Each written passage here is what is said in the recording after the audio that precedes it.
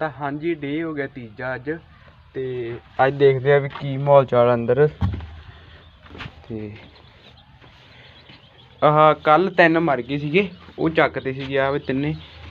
ਤੇ ਉਸ ਤੋਂ ਬਾਅਦ ਅੱਜ ਹੁਣ ਇਕੱਠੇ ਹੋਏ ਹੋਏ ਆ ਗਰਮੀਆਂ ਕਰਕੇ, ਲਾਈਟ ਜਾਂਦੀ ਕਰਕੇ। ਤੇ ਫਿਰ ਇਨਵਰਟਰ ਡਾਊਨ ਹੋ ਜਾਂਦਾ ਤੇ ਇਸੇ ਲਈ ਬੰਦ ਕਰ ਦਈਦੇ ਬਲਬ।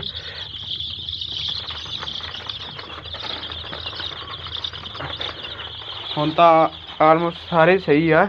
ਆਹ ਥੋੜਾ ਜਿਹਾ ਬੈਠਾ ਕਿਉਂਕਿ ਇਹਦੇ ਪੈਰ ਤੇ ਸੱਟ ਆ, ਇਹਦੇ ਕੱਲ੍ਹ ਦੀ ਪੈਰ ਤੇ ਸੱਟ ਆ, ਪਤਾ ਨਹੀਂ ਕੀ ਇਹਨੇ ਵਜਾ ਵਜੂ ਲਿਆ।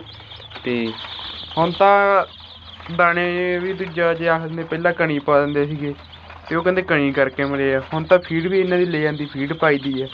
ਤੇ ਇੱਕ ਪਾਣੀ 'ਚ ਵੀ ਹੁੰਦਾ, ਦਵਾਈ ਦਵਾਈ ਪਾਈ ਦੀ ਹੈ। ਫਿਰ ਵੀ ਪਤਾ ਨਹੀਂ ਕਾਹਤੋਂ ਫਿਰ ਹੋ ਜਾਂਦਾ ਇੱਕ ਅੱਧਾ ਢਿੱਲਾ। ਤੇ ਦੇਖਦੇ ਆ ਕੋਈ ਹੋਰ ਦਵਾਈ ਦਵੂਈ ਲੈ ਕੇ ਆਉਂਦੇ, ਫਿਰ ਉਹ ਲਿਆ ਕੇ ਪਾਉਂਦੇ ਇਹਨਾਂ ਨੂੰ।